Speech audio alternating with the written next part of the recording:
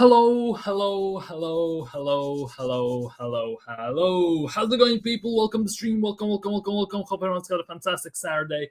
It is Saturday, the 30th of August. And of course, Piero Hincapié is joining Arsenal. Kivior is moving to Porto. And on top of all that, tomorrow, Arsenal are playing Liverpool at the mighty, I must say, Anfield, and lots of expectations from both sides. I'm not gonna lie, from both sides. So it will be very interesting to see what's gonna happen. So we're definitely gonna talk about the Arsenal Liverpool game. We're gonna talk about a bit about Piero Hincapié, and of course we're gonna do Mikel Arteta press conference reaction because he talked yesterday. I haven't seen anything pretty much whatsoever. So it's gonna be waffle settings, Mikel music in the building. So prepare your syrup for the waffles. Like the stream, subscribe if you're new, and let's get into it. Big up Mubarak, hope you're doing well. Piero, welcome to Arsenal, but how do you see our midfield? Is it trusted? No. At the moment, no, depending on what midfield we put out. Also, it's quite dependent on that, but I'm not gonna lie. I'm worried about our midfield. Not gonna lie. Big up Most Wanted. Hope you're doing well today, my bro. Nothing but a win. I'll accept. No excuse. Liverpool is strong, but it's time we make them. There should come a point that we actually can beat them at Anfield. There should be time. There should be the case. And many Arsenal fans are saying tomorrow we're gonna destroy Liverpool to some extent. I don't see it. I'm not gonna lie. I don't see it. Yes, Liverpool are shaky defensively. Yes, they have defensive issues. Arsenal, we are not the greatest as well. The previous two performances, we cannot go off Leeds hype. And we can only hope that we're going to go better from there. The thing is, though, for me, the biggest worry, no matter how you look at it, obviously, is Mohamed Salah. That is kind of a given. I'm not going to lie. But the other big thing is Florian Wirtz, because he hasn't been nothing special in the first two games for Liverpool in the Premier League. And it just would be in a typical Liverpool fashion against Arsenal specifically, as many players do, to turn up against us. That is definitely would be in typical Arsenal fashion, that we catch basically Liverpool at a time when Wirtz actually starts to cook. So we will see how that's going to go. We're going to get into that a bit later on. But what we're going to kick things off today, of course, it's the big one. Arsenal have basically sold Kivior to Porto. It's a here we go. It's confirmed. Kivior is leaving Arsenal, which is quite nice to some extent because he wanted some game time. Arsenal couldn't give him that, and he is now going to get it, well, hopefully at least for his sake, at Porto, of course. So yeah, Kivior is moving to Porto. 2 million loan fee. 17 million obligation to buy, add-ons that include that could take the potential fee up to 25 to 27 million euros. Plus, Arsenal also have some sell-on clause in there. So that will be very interesting to see how that is going to go for Arsenal, because we'll see if there is any sell-on value in those terms. Let's just put it that way, because Arsenal don't tend to put any sell-on clause in players' deals quite often. Let's just put it that way. And for this deal they have, it looks like Andrea Berta is doing some business, let's just say proper business, right? Which is actually quite nice to see. It is actually quite nice to see in those terms. And maybe, just maybe, if anyone else wants Kivior, we actually might get some pre-penny for it. Let's just put it that way. Which obviously, thank you, Kivior, for his services and all this stuff. But yeah, it's nothing special. Kivior leaves. I don't think that's going to change much for Arsenal. But it obviously coincides with this, which is I'm more excited about this one. Piero Hincapié to Arsenal is a here we go deal in place with Bayer Leverkusen after agreement done with the player. Today he was on the bench as well for the game against, I don't remember, I think it was Werder Bremen or whatever. And defender will join Arsenal on a fee worth of 52 million euros, which is quite interesting. Plus sell-on clause with medical set to follow. Now, 52 million pounds, that's 48 million 52 million euros, that's 48 or something like that million pounds, which is not bad. Sell-on clause as well will be interesting to see how Arsenal operate in those terms. Obviously, I think Arsenal also got a bit of a sweeter deal just because they put in those sell-on clause, which obviously Andrea Berta has included, which also I think I think actually could give Arsenal some wiggle room in terms of negotiations. Because if you want to sell the player, he's actually some decent value. Arsenal can demand a bit more because they know that partial sum of that money is going to go to, obviously, to what's its face? To buy Leverkusen, let's just put it that way. Big up, Andrew. Hope you're doing well. Can we skip the waffle? Never enjoyed Lego linguistic gymnastics. Nah, we have to do it. We have to do it. It's like a cultural thing at this stage already. I do this regularly, so we're going to do it more. We're going to do it. We have to do it. Big up, Darren. Hope you're doing well today. Big up, Bertha. Changed the game at Arsenal. Best signing is Bertha. Yeah, to be honest, best signing this summer Arsenal have done is actually Andrea Berta to some extent. I'm not going to lie. People want to say that we need to see more of him, but to be honest, he has proven his worth. No matter how you look at it, he has proven his worth in terms of Arsenal, in terms of signing certain players, in terms of even selling certain players. Obviously, this is the selling, what's its face? Kivior is the first big sale he has done in general, because we haven't sold anyone. We have just terminated a contract for Tomiyasu. We have basically technically Marquinhos for a few mil, but that's about it. But overall, I think the main thing is Arsenal are going to try and sell players. Berta is going to try and sell players, and I think we could see actually some shift in the tides, that we actually get some decent amounts for those players we are trying to sell in the first place. So that will be very interesting to see how that develops and how that goes. And I also think that maybe, I know it's going to sound very weird, but also next summer, the sales also could be quite interesting. Very, very interesting in terms, because I have seen also Arsenal, Zinchenko potentially being linked with Marseille. If that's happening, that would be phenomenal. Obviously, he's on 150 a week, and that is a big talking point in terms of selling any player. And Marseille are worried about the high wages and how much Zinchenko would be demanding. But if Arsenal can manage actually to sell, if Berta can actually pull a rabbit out of his hat, so to speak, for Arsenal, that will go only in the plus side. Let's be real. Because we have signed Gyökeres, we have signed Eze. That definitely, in my opinion, elevates the team. Zubimendi is still remaining to be seen, but there is the hope that he would elevate the team. The rest of them are squad fillers, which are player-per-player replacements, which you could also argue are not the best of players in general, just for squad depth in general. Obviously, with Hincapié coming in terms of replacing potential, in replacing Kivior, can also play left-back Hincapié, of course. You would expect that also that would raise the level, because in my eyes, in my personal opinion, Hincapié is a better player than Kivior. So that will be interesting to see how he adjusts to Premier League, how he plays for Arsenal, and how Arteta envisions him in the team in the first place. And in general, I feel like Arteta will go to Barca in a couple of years. I feel bad for Yamal and Balde and on all of them. And well, let him go. Let him go. As soon as he leaves, not our problem anymore. Let's just put it that way. Big up, Ash. Big up, Ash. Hope you're doing well. Big up, Ryan, as well. I'm glad we didn't go for Rodrigo. That guy has no mentality whatsoever. The left-wing market is good. The left-wing market in general is very, very cooked. Lots of positions in the current market are very cooked, because you either have top tier players, and then the drop to the next player you can get is just insanely huge. It's like, feels like it's a very small portion of players. But obviously you could also argue, if you take like a mediocre player, it's up to the manager to make him better. It's up to the manager to improve him, to make him great, right?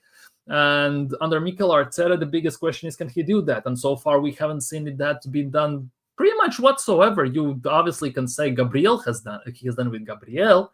Whether that's defensive coach or Arteta, that's a different talking point, of course. But besides that, has he even improved any player, like to take them basically to the next level, to an insane new level? In my opinion, he hasn't. So there definitely are some of these question marks, some of these opinions that, yeah, left-wing market is kind of dry. Obviously, Kvaratskhelia was available in January. We didn't get him. After that, it was right. Striker market as well. You could say that striker market is phenomenal. But at the same time, let's be real, the striker market is not phenomenal at the end of the day. Because you have your top tier strikers, then you have maybe somewhat above average strikers, like 2 or 3, arguably. And then again, big drop off. And since the striker market is so small and so dry, those above average players look like they're world class. Let's be real as well, to some extent. Big up, Hendon. Big up, Hendon. Hope you're doing well today, my bro. My opinion, we will try we will try dry out the game and go for Jover tactics. We're trying to launch some counters. I think we might do that. That for me is the biggest issue. I kind of see Arsenal doing that. I can see Arsenal basically sitting deep and then going on a counter, basically pouncing on that, or set pieces, one or the other. Like, it's kind of nuts because Liverpool is one of those teams that plays themselves and tend to allow you to play as well. And we sometimes don't take the best advantage of that. Obviously, we used to have lack of quality up top. You could argue that at the moment we don't lack of quality up top. So that will be very interesting to see how Arsenal play at Anfield, because we haven't won there in 13 goddamn years. So that will be very interesting to see how that shapes up, how that develops, and how that looks. So time only will tell. Tomorrow is the big one, isn't it? Since Liverpool play football and they let opponents play, I said before, I can't see a win, but a draw would be fine. Yeah, exactly. For me, we need a win. Obviously, it's a win or bust to some extent. At the same time, draw is not the end of the world because it's only game week 3. It would be a much different topic and much different discussion in our fan base if, let's just say, it was game week 16 and we played Liverpool and we got a draw or we lost. Let's be real.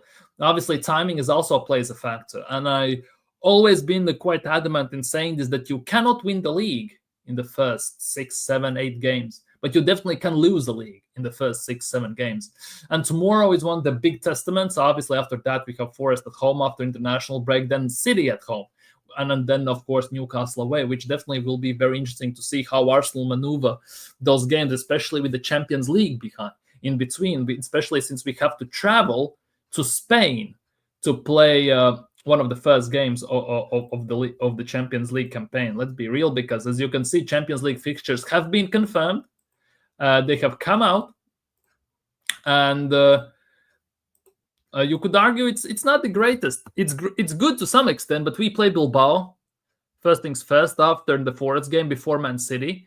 We have Olympiacos at home then, which is nice. Atletico at home, which is also nice. Slavia Prague away. Like, it's a nice mix and match. For me, the biggest thing is the December game against Bruges away. And of course, the Inter away game. Those 2 games, I think it's going to be very tough to judge, especially since the Inter game is during the window. And we all know that we don't do much in January window, right? And Inter might do something. And that, for me, is the big thing. Maybe with Berta coming in, something will change. There will be, again, as I said, shifting the ties, that we actually do some business in January. We actually sign some players in January. That would be very nice to see. But I don't want another quiet, deadbeat, cemetery loud, basically non-existent radio silent January window as well. Zinchenko going nowhere. Nobody will pay those wages for a 4th-string left back or whatever he is. To be honest, most of the teams that are, you could argue, are kind of in for Zinchenko don't see him as a left back. They see him as a midfielder. Marseille just sold a midfielder to Villarreal or somewhere, the Onahi. And they need a midfielder. And Zinchenko obviously plays midfield for Ukraine. Since Mykolenko plays left back, they don't play him at left back pretty much at all. Zinchenko by default is a midfielder as well. So I can see them teams signing him purely for the midfield role. And let's be real, in the midfield, he actually has been quite decent. The issue is with Arsenal fans, for example, me as an Arsenal fan, is the fact that we play him as left back. And he is not a left back. That's the biggest issue, because when he has played in the midfield, which is arguably just a handful of games, if you can count them on both hands to some extent, he actually has been pretty solid. Last season when he played in the midfield, he played in the 8, he played in the 10, and in the 10 he was better than Odegaard. Like, it's a bit of a discussion in those terms, definitely. Barcelona will never ever take Arteta as their manager. They have much higher standards. Well, the hope is there. I'm super glad we didn't sign Tesco bags. Yeah, 100%. 100%. 10th penalty versus Grimsley, shameless. So FPL feeling barrel, I think, dropped a stinker this week. We'll see. I have games tomorrow. I think I have 4 or 5 players left for tomorrow, including one of the Arsenal players. So we'll see how that goes. I have a few points also on the bench. Also hope that the substitution the FPL special one comes in. So maybe that I could get some points as well. 21 points at the FPL from 5 players. Not the best. It's not the worst as well if you have still 6 players left for tomorrow and everything. It's not the worst. Be Barstow on Mars. You're talking about the week Spurs choose to be Spursy. Yeah, the 1 week Spurs chose to be Spursy. But it is what it is. Big up, Sean. Big up, Sean. Hope you're doing well. Hope your Saturday is treating you very, very nicely. Bilbao is only in northern Spain, so it is a short flight. At the same time, it still is a flight. You still have to fly. You still have to go there and everything. It's still a bit of a mess up, isn't it? In those terms, at least personally, because because it comes before a big game. Yes, we played at home, which obviously is nice. We don't have to travel to Manchester, right? At the same time, it's before a big game. Because if it was, let's just say, before a smaller, in front of a smaller game, right? It wouldn't maybe be as detrimental, but since it's just before City, it is a bit of a tough one, isn't it?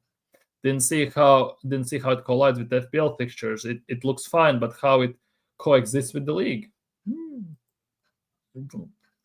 The Bayern match will also be after November international break. Yeah, that is definitely teams after international break tend to be yikes. And if someone gets injured during that international break, it's going to cost us. Or anyone, to be honest. In those terms. We'll see. Zinchenko talking about less game time but don't want to take pay cut to move. Yeah, but why would he? 150 grand a week coming in his pocket weekly. Why would you take a pay cut on that? Why? Because you don't play too often. You don't play too much. At the same time, 150 a week. Why not? Why the hell not? Especially if you go, let's just say, to France, you'll have to play every single game and you get paid, let's just say, for the sake of an argument, about 80, 90, something like that. It's a bit different. It's much less pleasing. Let's just put it that way. He'll go. If he won't go, he'll face the deepest queue of the bench unless we are super unlucky with injuries. True. Wish Olympiacos was away. I would have to go to a vacation to visit my family and go to watch the game. I still think about it. This to watch the Bayern. Go watch the Bayern game. 100%. Bayern is also a good watch under company. They play some very nice football, so why not do it? Like, seriously, why not? Thank goodness we play Kairat at home. That would have been a long travel away. 9 hours midweek. Would not exactly. And it's also, since it's winter, right? It would be also quite cold there. So that also wouldn't help. Bayern game is before Chelsea as well. Yeah. Like, it's not great, but it is what it is. Everyone has these tough fixtures coming on. So we'll have to make this. This will be our Arsenal squad depth. The phenomenal squad depth, as the top Gunners want to say, will be tested, I would assume, because like if Arteta plays the same 11 in Bayern, then against Chelsea, and then again the next game, like it's a travesty, to say the least. Zinchenko is saving up for his career in politics, sitting on our bench. It would be the legendary reproduction of him. Oh, bloody hell.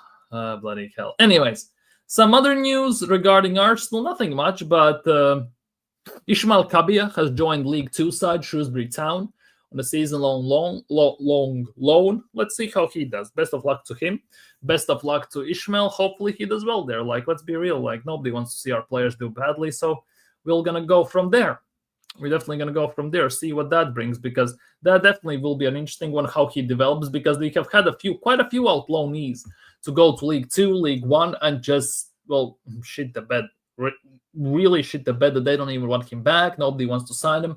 And ultimately, in the last 2 summer windows, this one and the last one, we let combined about, 30-something players for free, youngsters, which we definitely could have gotten some pretty penny for.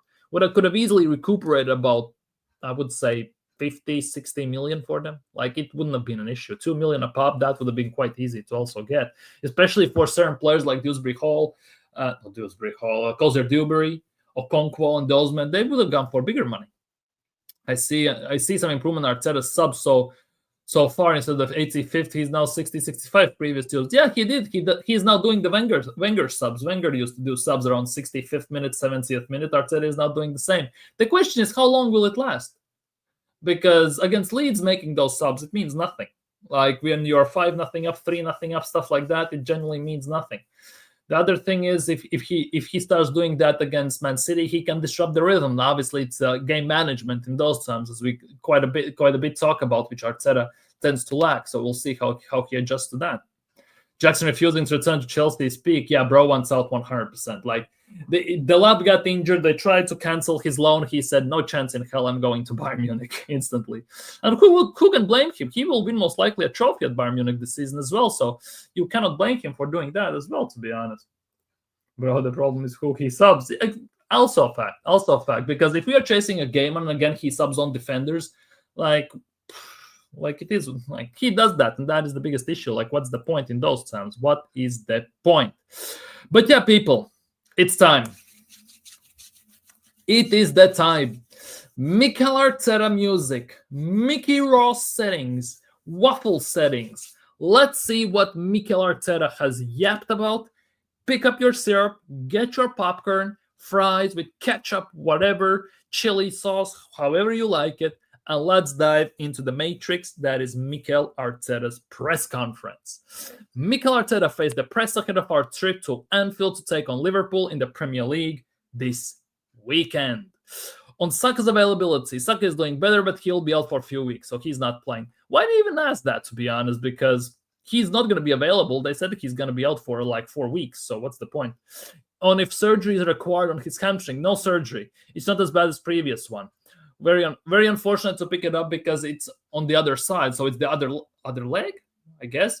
It's an action that requires full power for him. Then he clashes with the opponent. He needs to change pace again, and he felt something, so he'll be out for a couple of weeks. We have heard this couple of weeks. And it has turned into months. If he'll be available after international break, I don't know. Let's see how he evolves. So we are evolving. We have Pokemon back in the building. In the next few days and weeks, repeat the scan and see where he's at.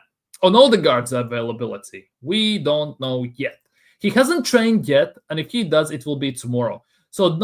And this interview was conducted yesterday, so I wouldn't start Odegaard. If he hasn't trained yet, and he has just one training under his belt, if he trains today, and he starts him tomorrow, like, it makes no sense.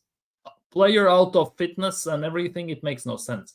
He's doing everything he can. We are doing everything that we can to make him available, but we'll have to wait and see tomorrow. See, I'm falling asleep reading even this. But yeah, if Odegaard is not available, even if Odegaard is not 100%, don't play him.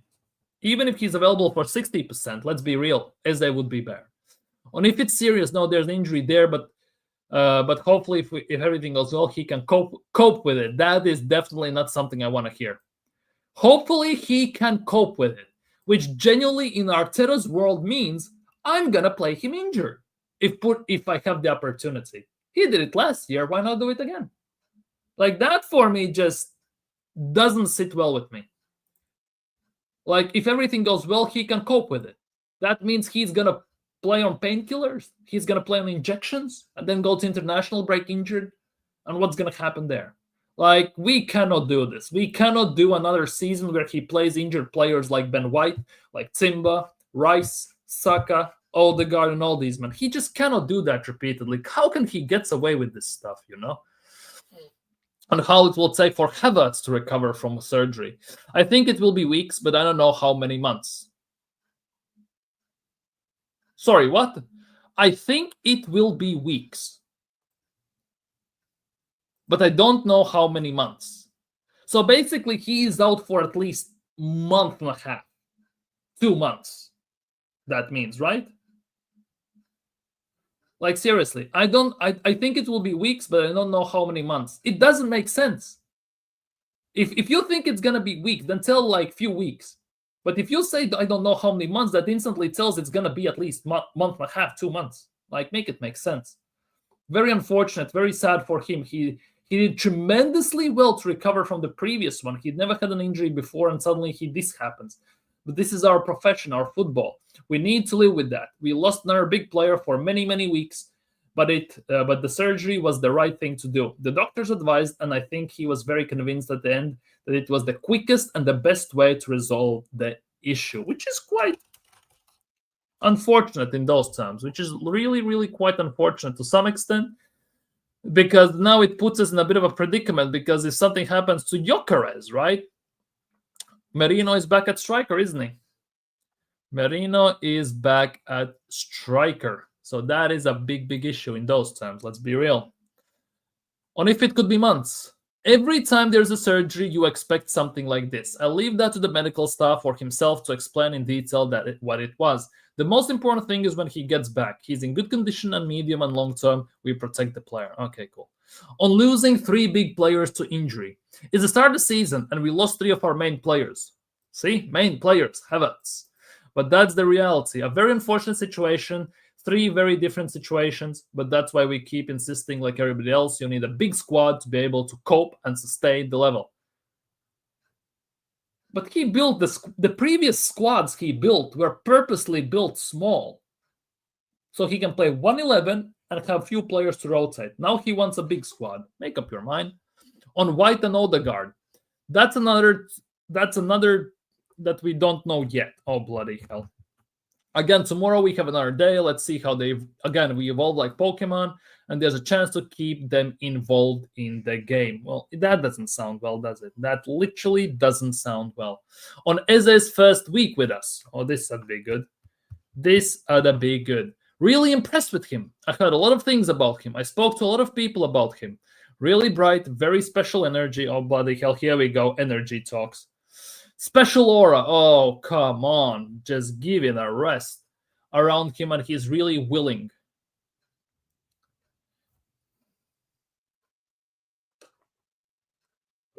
Nogel, I wish this was not war at the moment.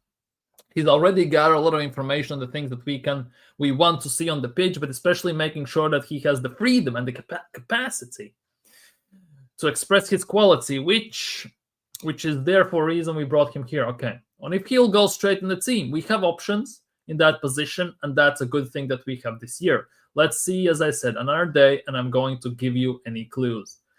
Basically, we have options there. That means injured Odegaard. Let's see, as I said. So this really, let's see, as I said, that really coincides with, where is it? With this. On Odegaard's availability. If he's doing well, everything will make him well. So this is with the Odegaard. If everything goes well, he can cope with it.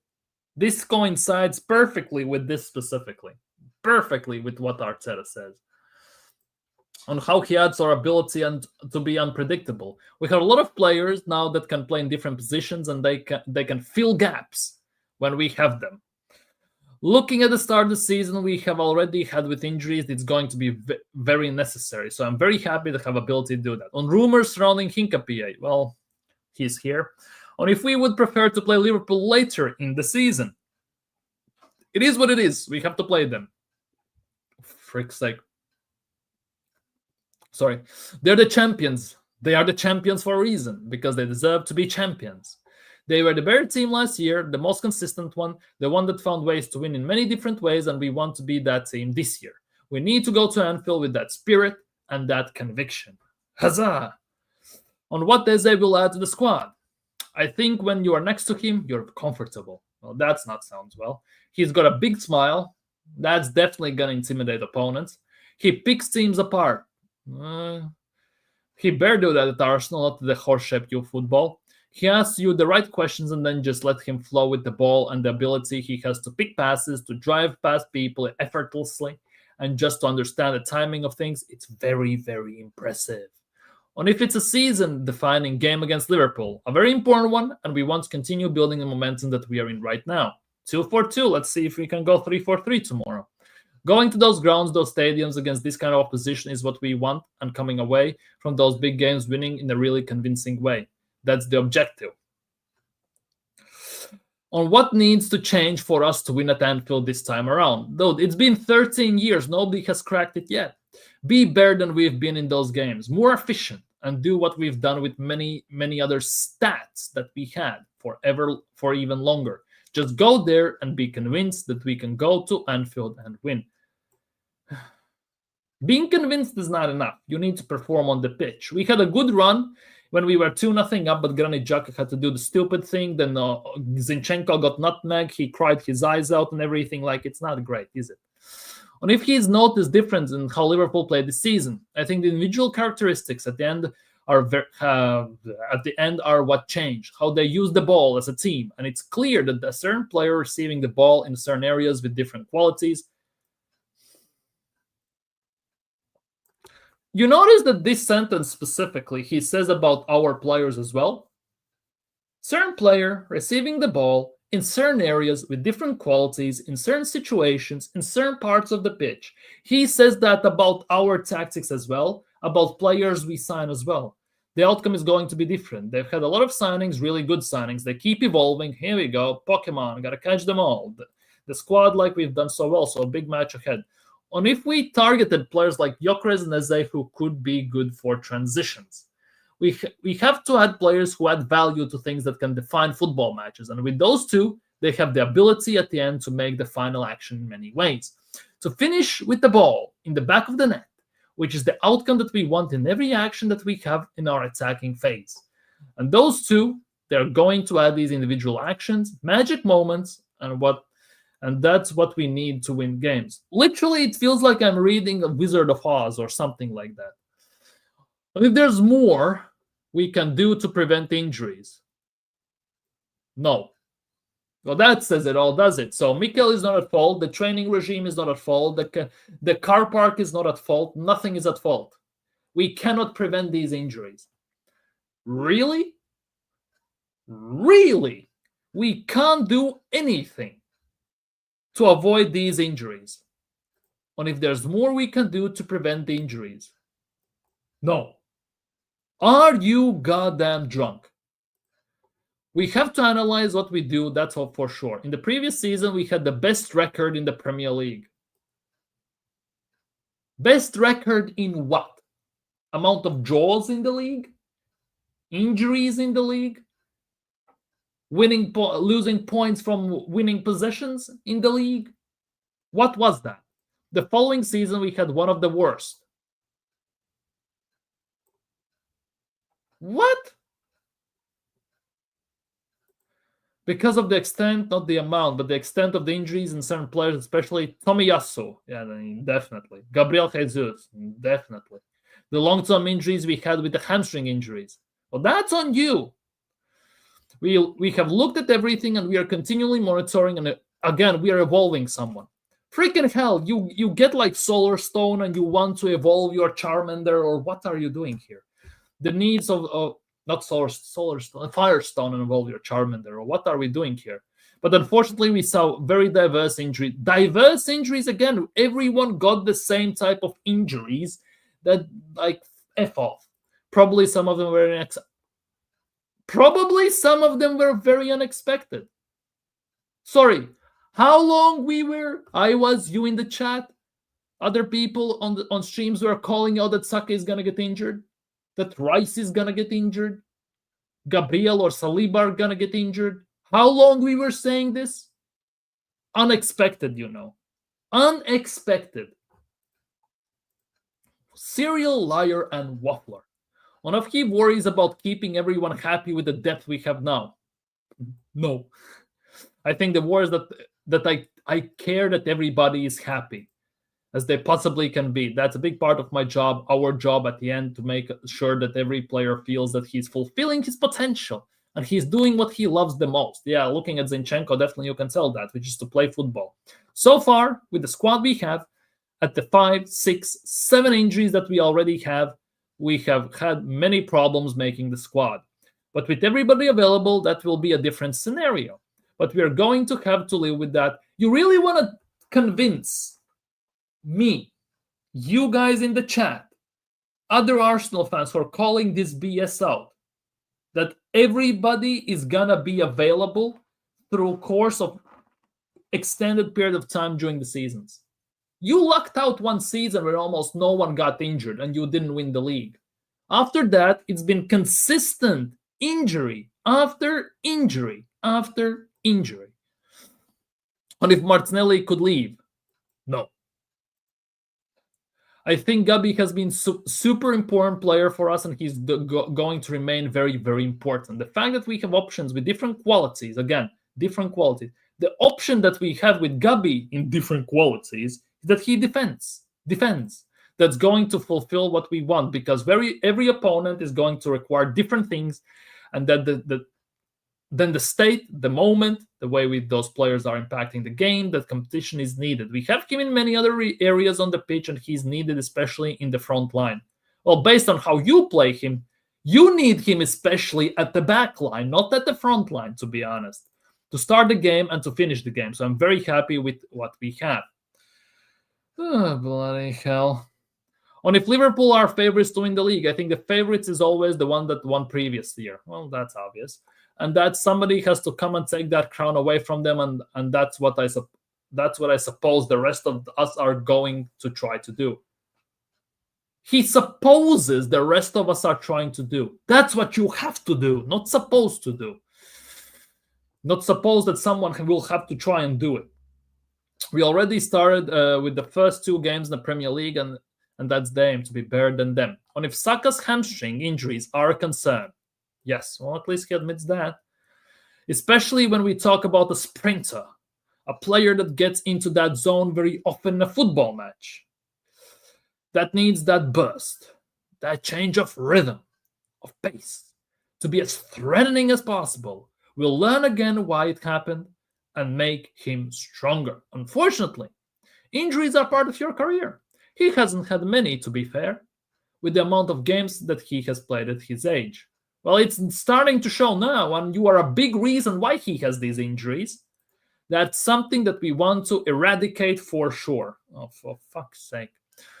On who is the leadership group since Jorginho left? Oh, bloody hell, this would be good. There are few. I think at some point it will come out. There are a few players, a few names. I'm very happy with the outcome, and they've done as well. I think it's a very good reflection of the group. Oh, bloody hell. On if Eze is a throwback to players like Thorla and Rosicki.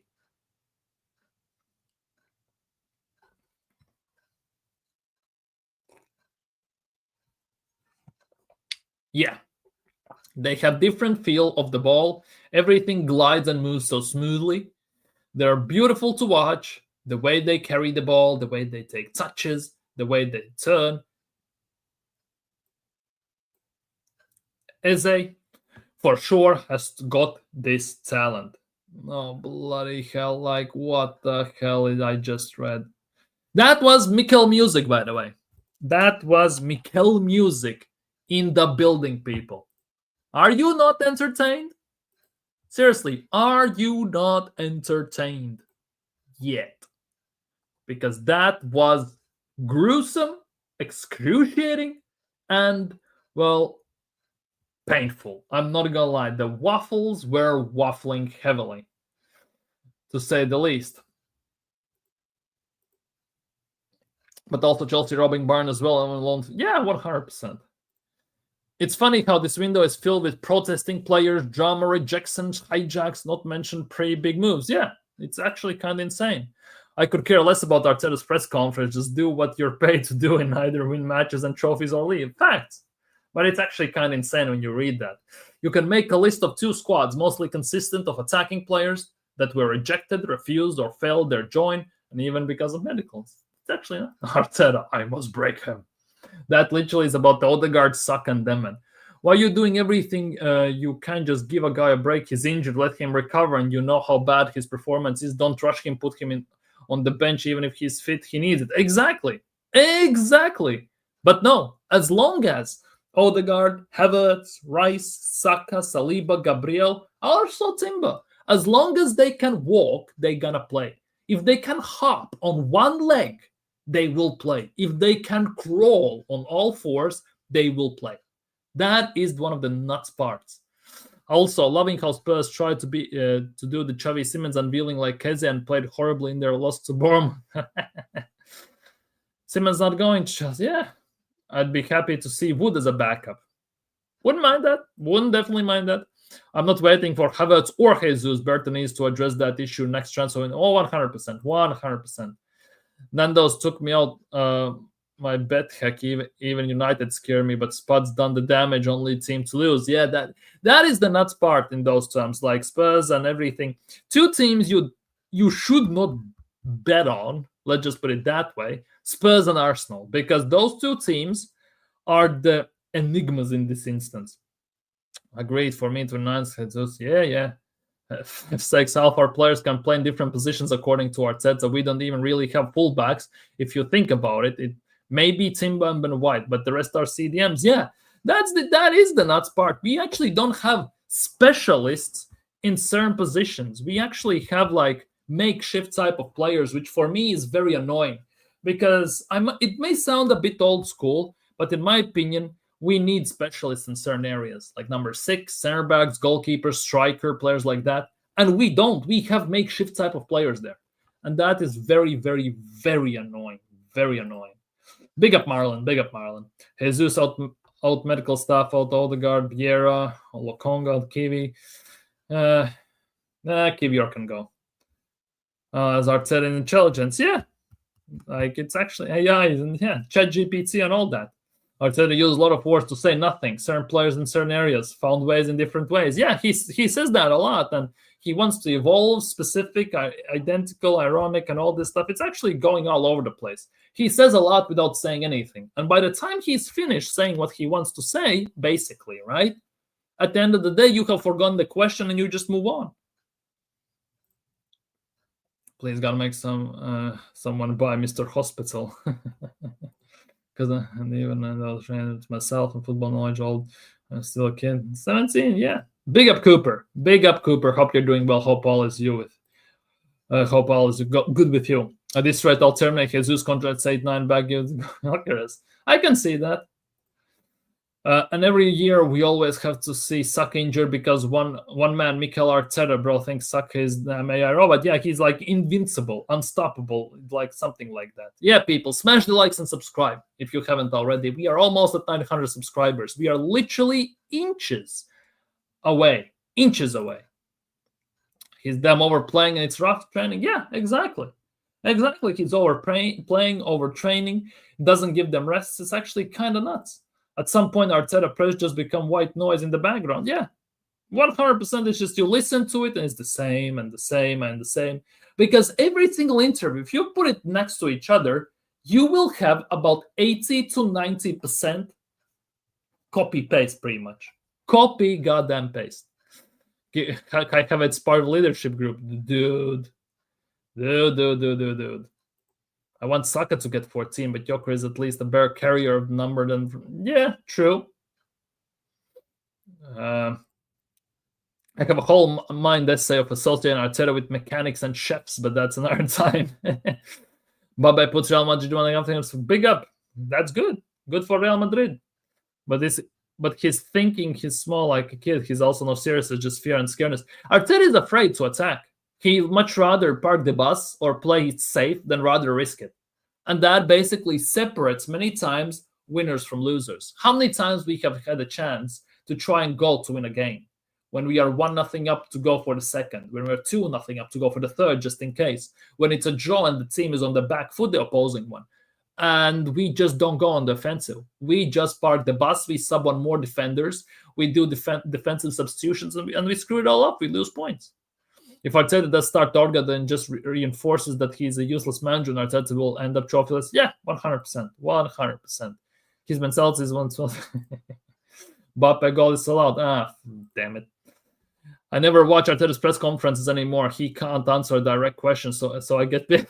I get it. I don't watch them as well. I just read them because if I have to listen to him for 40 minutes straight answering these type of questions, I literally lose my mind. It's actually insane. If people saying this window is 9 out of 10, 10 out of 10, doesn't it mean Arteta must win something? But if he doesn't win anything, then it's not a 9 out of 10 window. Yeah, to be honest, true. If people say this is 9 or 10 out of 10 window, Arteta should be winning at least a double, or if not even a treble. Because 10 out of 10, 9 out of 10 window means we have addressed all the issues, we have gotten rid of all the deadwood, and we are in the prime spot to win everything, and we should be winning everything pretty much. And it's not going to happen. It literally is not going to happen. Because no matter how you look at it, the common predominator, why we fail consistently, is the manager. Because players have changed, some of them, well, quite a few of them, right? Tactics have changed, the manager hasn't changed, and the manager is the common predominator in all of this. He's not going to sell Zinchenko. He don't want to admit he has a rival club reject Zini as a cam. Zini is a 10 or an 8, 100%. That can be work and attack. He is left-sided. Exactly. Arteta is like Garnacho. Arteta believes he's the new Pep. Garnacho believes he's the new CR7. For both, their egos are bigger than their abilities. Oh yeah, 100%. 100%. If you were manager, what would you win and what trophies would you win and how long to get sacked? What? I don't get it. If I was the manager, what would you win? I'm not a manager. I don't know. If I was the manager, I also don't know. I just know that as a player, when I have played, I have won trophies. I have won the first place. I have won the second place. I have literally been so pissed off I smashed the window just because of how pissed off I was that we lost the game, lost the final twice, by the way, to the same team back to back as well. But I have won after that. We stood up and we beat them twice back to back as well, and I was the captain. Like I know what it takes also to get it over the line. I've been a player. Like it's actually kind of nuts. I'm not a manager. I don't know. If I was the manager, I also would not sit there and just accept failure. At some point, I also have some self-respect that if I know and I realize I cannot do it, I quit. I do that in my life. If I do my best and I don't achieve something, and I know that I have done my best, I've poured tears, sweat, blood, everything into it, and it's still I haven't achieved what I wanted. At the end of the day, that's it. I know that I've done my best, and I'm not going to do it. I may put it to the side. After a few years, I may come back to it and try again. But you need to know when to quit, because going blindly down the tunnel every single time, banging your head against the wall, does more harm than good at the end of the day. Like, if you change even stuff and it doesn't work, okay, cool. But at some point, you also need to stop. You need to reevaluate. You need to rethink.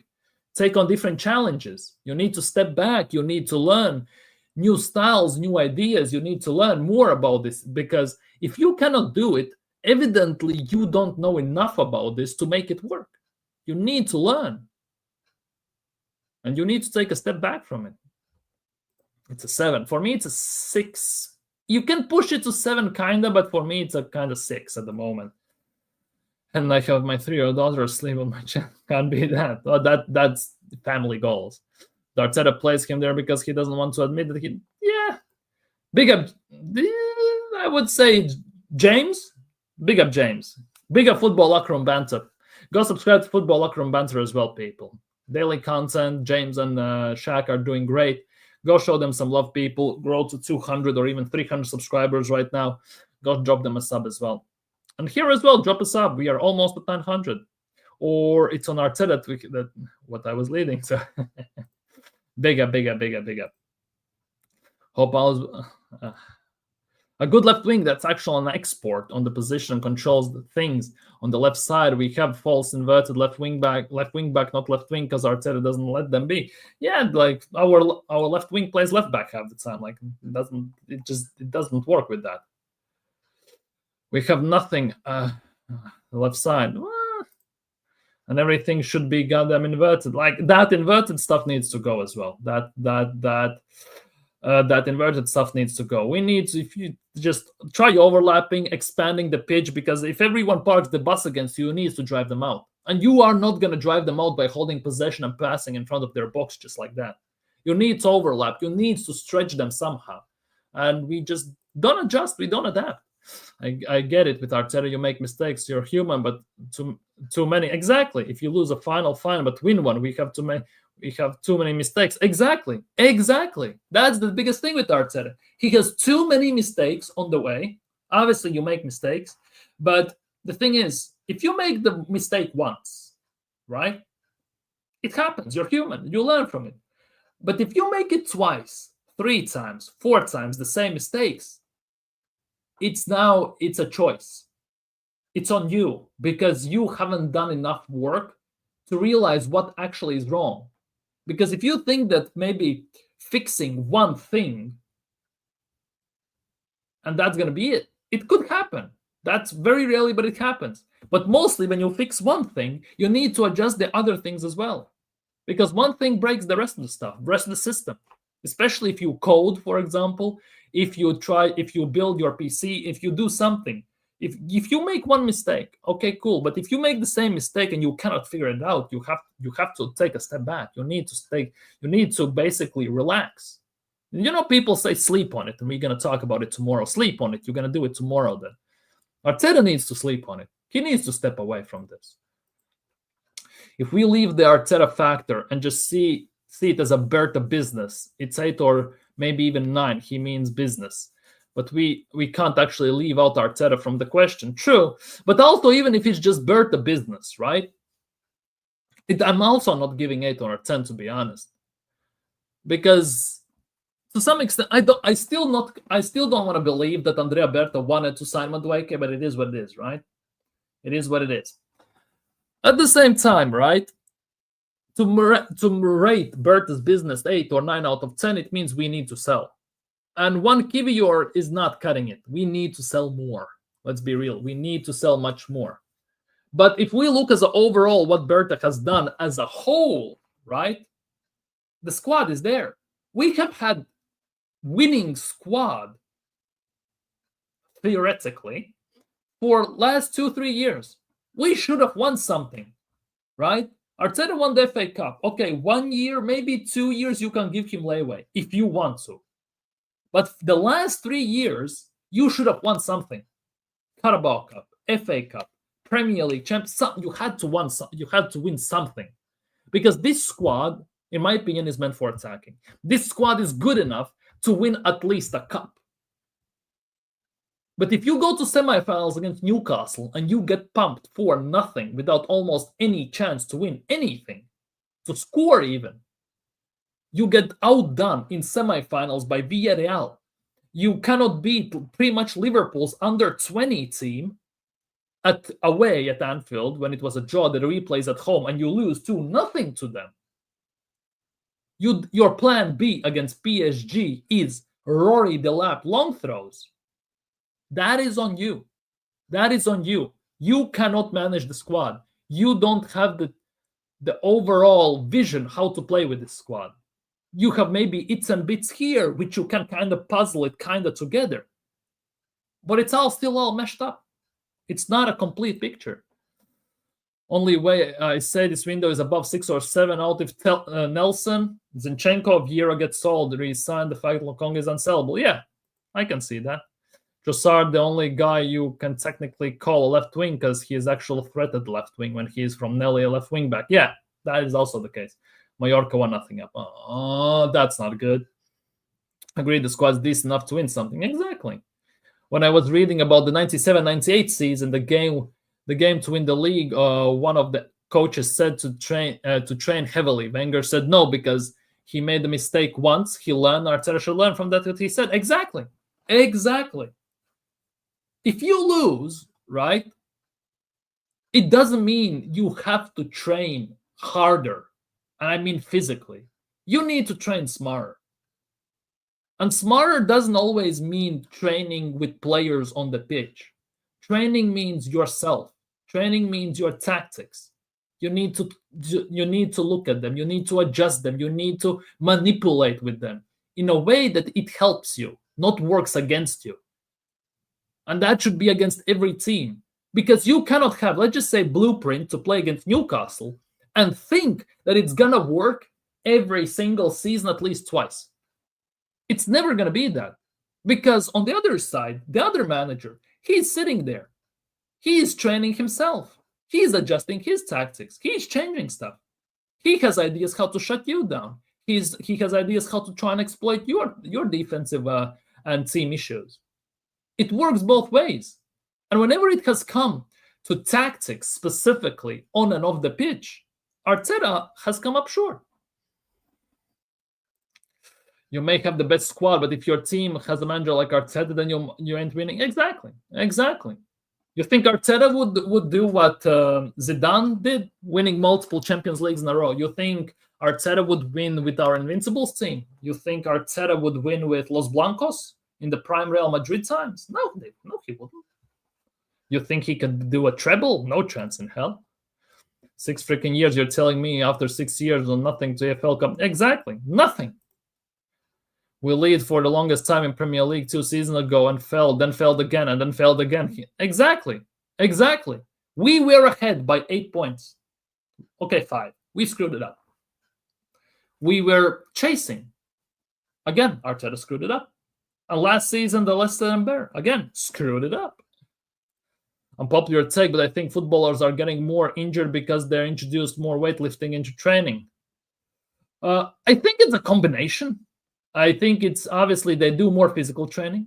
I think it's also the exorbitant amount of international games they play in between.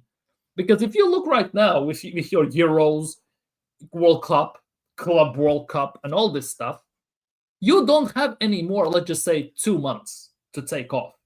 Because World Cup is every 4 years. Euros is every 4 years. Right? So you had the chance to take 2 months off, maybe a month off. Now with Club World Cup, you barely have a few weeks. With World Cup, you have barely a few weeks. With Euros, you have barely a few weeks. You had Nations League and all them tournaments, you have barely a few weeks. Like, it's all combination of things. And if you add to the poor squad rotation, not enough depth in the team and everything else, it's actually it's been set up for disaster. The faster pace of the game, the pitches are a lot firmer, more matches played, and also more intense training sessions. Yeah, exactly. It's all combination of things. We should start getting some profit by selling. We should, but we won't. I hope we do. I literally hope, but we won't, I think. I mean, I may have not made my point clear. If we exclude Arteta and just take Berta in business, I will rate it high. Even if we don't sell 8 or 9 out of 10, I shudder to image how would Edu Arteta... Yeah, if we compare to that, 100%, without shadow of a doubt. As I said in previous streams, Berta can sign 7-8 players in one window, Edu cooks 7 or 8 barbecues in one window, or buys 7 or 8 new jet skis. Weight training makes you better at weight training, but it stiffens the joints, tightens the muscles, and makes you explosive. What common injuries now? Muscle injuries are a big issue now. Maybe the warm-ups are not sufficient. Obviously, overexhaustion, the cumulative overexhaustion as well. Don't forget that 2-1 and 1-0 home. West Ham, the worst West Ham. Yeah, and I hope we win. I hope we beat West Ham. Once we come back, I think it's after international break, but when we play them at home after Newcastle, I hope so. Would be in Arsenal's fashion to somehow shoot ourselves in the foot once again. And getting beat by Bournemouth twice, bloody hell, like it's actually insane to say the least. It is actually insane. And also players go to play in the Olympic Games, football matches too. Yeah, Olympics obviously are under 23s, right? And you can have 3 or something senior players in there, right? At the same time, for certain teams, for certain nations, their best players are those under 23 players, especially teams like Spain or France, even to some extent, and even England. Let's be real. And a few years ago in the Olympics, right? Pedri, right? He played almost 80 games in one calendar year. 80 games in one calendar year. And if you take that there's 365 days in a year, basically, by the laws of averages, he played a game every 4.2 days or 4.1 days. He was 18 at the time, 19 at the time. Like, that alone should tell people something. And afterwards, obviously, he got injured instantly. We're so-called the best team in Europe and losing twice. Yep. All those also factors, sure, but as a psychotherapist, I think strictly looking at training, it's all bodybuilding, powerlifting performance, potentially.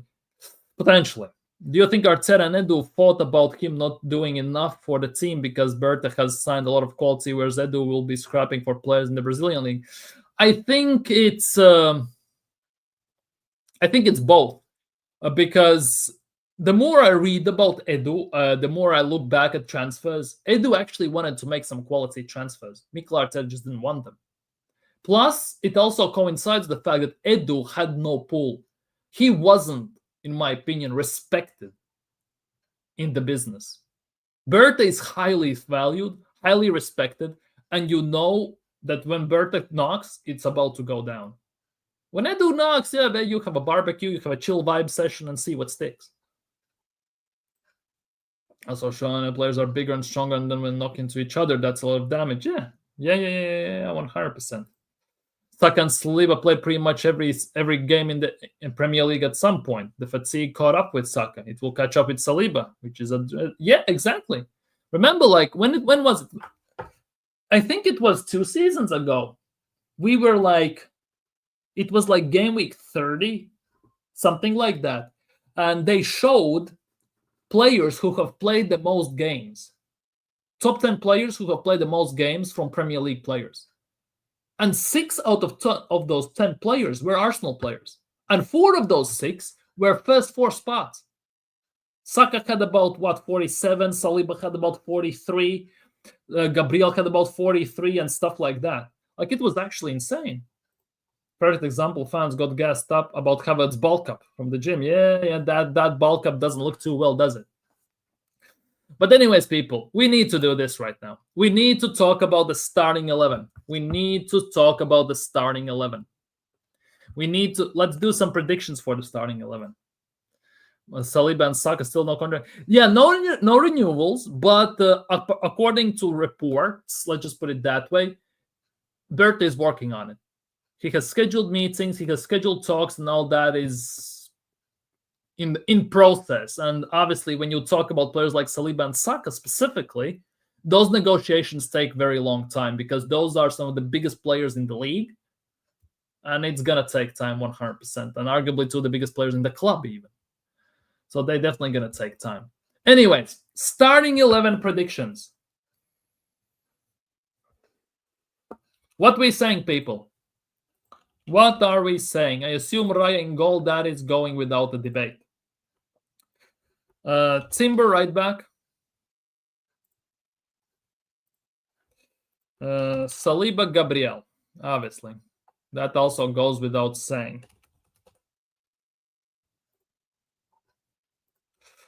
Now, the left back spot is the tricky one. And based on the recent performances, I have to go with the cauliflower Italian zucchini SpongeBob. Unfortunately. Don't renew Saka, time to offload him as he's not more injury prone. We'll see. We'll see. Raya, Timba, Slibaga, Calafiori. Raya, Zubieze, Trossard, Gyökeres, Madueke. Interesting. I'm going left back Calafiori based on the recent performances, 100%. In the midfield, most likely it's gonna be the predictable one, isn't it? He's still here it's gonna be the predictable ones, isn't it? It's gonna be like that. Gyökeres is gonna go up top, right? Gyökeres is going up top. Left back Skelly. Yeah, Skelly is not gonna be left back. Skelly is not gonna be the left back. Because based on the recent performances that Cauliflower did at left back, specifically for Arsenal, against United, against Leeds, how much he pushed forward, how important he was, I think he's going to start still Calafiori. Plus, he's not injured, so needs to try to play him somehow. No Odegaard, I'll play Ethan. You see, that for me is the biggest thing. We are putting Noni as a right winger, right? Now the big discussion begins. Who plays in the 10 and who plays left wing? Because I think this is the most debatable part on the team. Is they in the 10 or what? Because, and let me explain you this. I think Martinelli is going to start as a left winger. And let me explain this. Mostly because 2 things. First things first, Martinelli, no matter what form he has been in, 2 teams he does the best against in the league is Chelsea and Liverpool. He always does well against Liverpool, and he tends to have some good games against them, right? That's the first part. Plus, obviously, Liverpool don't have a right back at the moment. I don't know who Bradley's going to play there or Gomez or who. And the second thing is, we need defensive cover. And we all know how much Mikel Arteta loves the work rate of Martinelli on that left side, which also leads me to believe that Martinelli is going to start, just so, as Calafiori pushes forward, Declan Rice might drop deeper back. Martinelli will have to also come back until Calafiori basically recovers, right? To help the defense cover Mohamed Salah. Yes, Salah hasn't been great in the first 2 games, but he might kick into gear, and we need to be prepared for that. Hence why I kind of believe that Martinelli is going to start as a left winger. There are all the reasons why. Just personally, those are my thoughts. Oh, he will start. I just prefer. I get it. I get Trossard. Then replace Trossard minute 60 and push the headless chicken in the turn. I get it. I get it. I get it. I get it. I get it. They played Zobazlai at right back last game, so if he can't do something against the makeshift right back, yeah, exactly. Exactly. That, for me, that is the biggest case. And in the 10,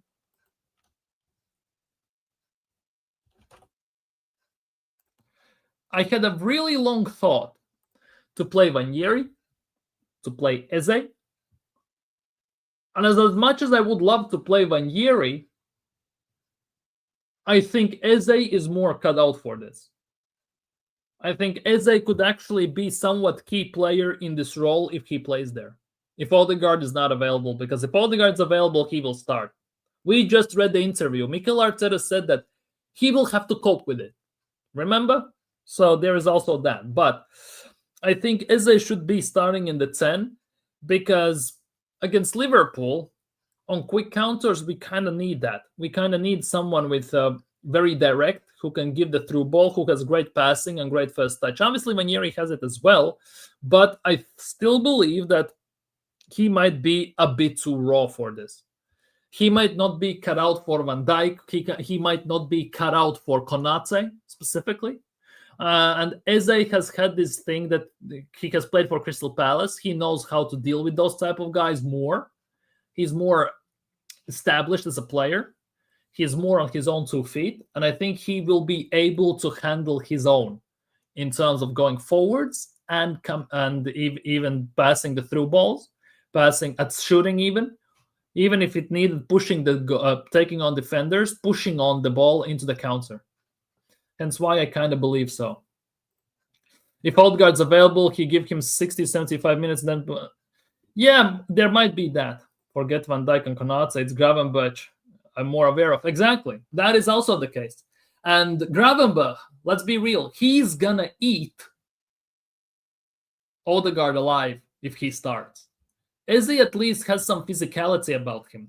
He actually has some trickery. He's not as slow as Odegaard. He doesn't overhold possession, which also leads me to believe that he will also be much more difficult to cope with. Hence why I would start Eze in the 10. Big up BBK. Big up BBK. Hope you're doing well today, my bro. 1-0 to the Arsenal. George Graham days and all that stuff, right? But yeah. Go subscribe to BBK as well. Top guy, top content, panel shows, everything. Just go subscribe to him, show him some love as well, people. Odegaard won't do nothing. Screw up. Yeah, that's me. Personally, I would like to give Ethan a chance at 10 because what was the point of giving him new contract, not playing him in Odegaard, who his cover for technically is out. I get it, but for me, for this game, I think it might be too quick. I get it. I wouldn't mind even if Vanieri started, right? I wouldn't mind if Vanieri starts in the 10, which means as they will hold the bench, most likely. But for me personally, for this game specifically at Anfield, I would prefer Eze in the 10 than Vanieri. That's just my preference personally. In fact, Odegaard's too predictable for their mid. Exactly. I'm scared as hell. I gotta be honest. To be honest, too, big up Nally. Hope you're doing well. Hope Belgium is doing well today, too. If I see Odegaard on that pitch tomorrow, oh my days. You will. At some point, you might actually prepare yourself for that. I'm probably the most scared of this match than any other match. You're not scared about St. James Park? Playing them at St. James Park? Playing Newcastle there? Ethan's 18, starting him against Liverpool. No starting against Brentford. Yeah, that is also the case. He doesn't start him against the lesser opponents. Why would he start him against Liverpool? For me, Eze makes more sense overall, as an overall player. For me, it's Madueke, Ethan, Eze, and Gyökeres up top. I see that. I also see that. But yeah, are the Goulier evens up? Good. For me, the thing is, for the left back spot, I strongly envision that we will need cover for the left back, right? And I think Martinelli is going to be more for that than anything. Eze will not be able to do that. Eze will pull up there in that left wing spot. He will try to track back with Mohamed Salah and pull a hamstring instantly. Champions League, Brugge, Arsenal. Yeah, big up Arsenal. Not worried about tomorrow. If we don't win, we'll get a draw. Hopefully, at least a draw. For me, draw is bare minimum. Obviously, loss will be very hard to swallow, especially after the top Gunners are flapping their lungs and flapping their yab that we're going to destroy them, right? If we lose, it's going to be very tough to swallow. At the same time, in game week 3, I would still argue it's not as detrimental, arguably, than losing in game week 16, game week 15 when we are mid-season, right? At the same time, that would still give Liverpool emotional and psychological edge, no matter how you look at it. So, even if they need some. Vini makes it 2-1. Come on. Hala Madrid. Lucas looked pretty poor today, but yes, St. James Park, there exactly. My point, just start Eze. Even if he flops the first game, at least you took the risk. And it's not like we didn't have players having bad games the first time before. True. Anyways, people, predictions for the game. I will hold out my prediction until you give me your predictions afterward, and we'll see what is what. Let me know in the chat your Liverpool versus Arsenal predictions for the game. Natalie's saying 2-1 Arsenal. BBK said, where is it? 1-0 to the Arsenal. That's what BBK said. But Arteta might take a safe route. And I'd rather see Zinchenko at the 10 than, I'm not going to lie. I think we see much better performance from Madueke tomorrow. Kirkes has been cooked by him before. Yeah, Kirkes as well. Even if they start Robertson, both of them are going to get cooked, in my opinion. But yeah, 2-1 Arsenal, says Most Wanted. Nathalie as well said 2-1 Arsenal. BBK said 1-0 Arsenal. Beggy says, big up Beggy, by the way. He says 2-0 to the Asna. And Hendon rains on everyone's parade, saying 2-0 Liverpool, which is very interesting. I love that there are people, I can see people being more confident and less confident about this game. Personally, right? I love seeing that. But yeah. Andrew comes in with 2-2. But I'm not shaky as I was previous season. Maybe because it's an early in the season. Might be just the fact that it's very early and there is still time to recover. Like in those terms, like technically there's a safety cushion. Yeah, I get it. I'm also not the same. I don't get gassed easily as well. Big up handed. Okay, my prediction for the game, and this is the big one, which is really, really bothering me because I can see 2 results in this game. Personally, right? Either it's gonna be a draw, 2-2, something like that, to 1-1, 2-2. Yeah. The other one is it's a bit of a weird one, but I can see us scoring a first goal. It's 1-0 Arsenal. And knowing Mikel Arteta, the more time goes on, the more it stays 1-0. He's going to park the bus more and more. He's going to take up someone. He's going to put on more defensive players and stuff like that. And then bang, Liverpool will score. Then the Anfield crowd and everyone will wake up. And they might nick it right at the whistle. And in the end, we might lose it 2-1. I can see that happening as well. People. I know it sounds kind of pessimistic, but I can see that happening as well. I can see it happening and I'd see it being. At the same time, Arsenal also could win, obviously. But based on the last 13 years, because we haven't won there in 13 years, right? I don't have the chest that many people do. That's why I am how I am at the moment. For me, it's either going to be a draw or we're going to score first, we're going to park the bus, and then they will somehow scrape it and win it 2-1 in the end. Odegaard was not in training today. Big up Godfrey. Hope you're doing well.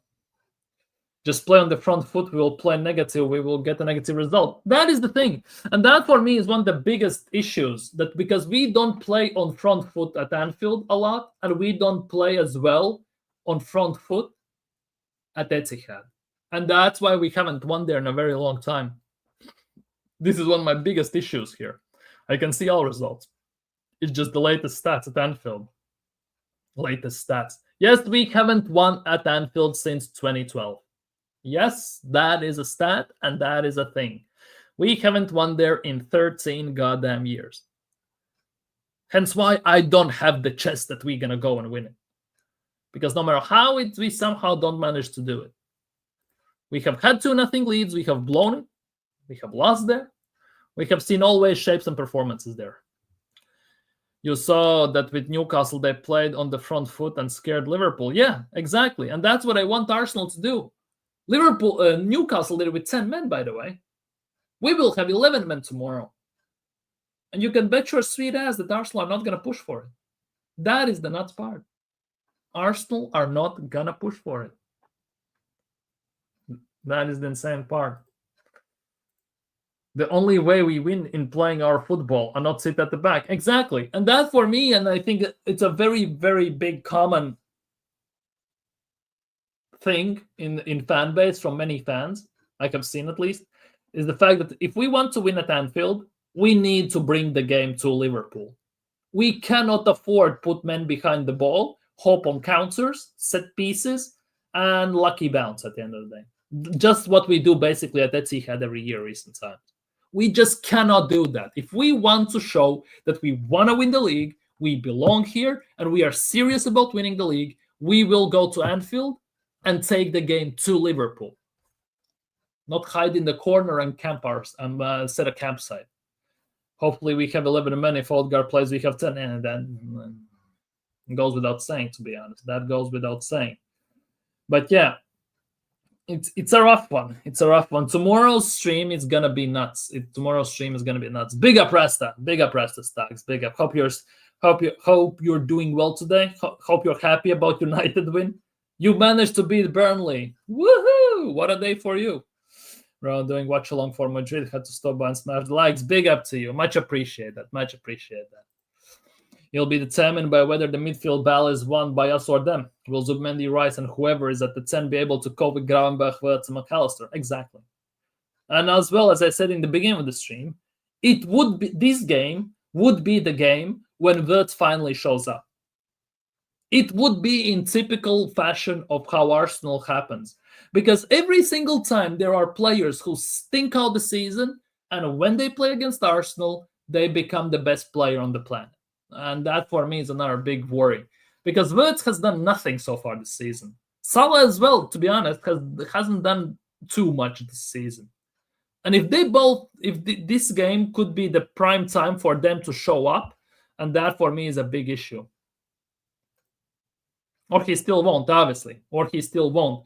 But history, what they have taught us, many injuries, unfortunately. Odegaard, Saka, Norgard, maybe Trossard as well, by the way, is injured. Yes, maybe. There's someone else. Who else is injured? I forgot the names. Obviously, Jesus obviously is out and all them, man. Literally, we are in the third game of the season. We already have about 5 players injured. See him not training pictures. Happy we have depth. Well, depends on the depth. I'm not too fussed about it. Bill Saliba. And Gabriel handle Ekitike, that is also a big question. White is out as well. Yeah. But yeah, people, big up to you all. Thank you guys so much for being here. Smash the like, subscribe if you haven't already. But for today, I'm gonna be signing off. Tomorrow, of course, Arsenal play against Liverpool. The game is at 4:30. I'm going to be live, of course, tomorrow at 8 p.m. We're going to definitely discuss the game. We'll see how that's going to go. I have to guess our left wing will score. I don't know who will play there, and someone from our back line. But knowing for fuck's sake, my camera is doing a mazza again. Give me a second. Occasion Bluebirds Wirtz will probably have a fluke moment, which he will score. Exactly. That's my biggest worry. But yeah, people, for today, I'm signing out. Big up people in the chat. Big up everyone who joined, who liked, who subscribed.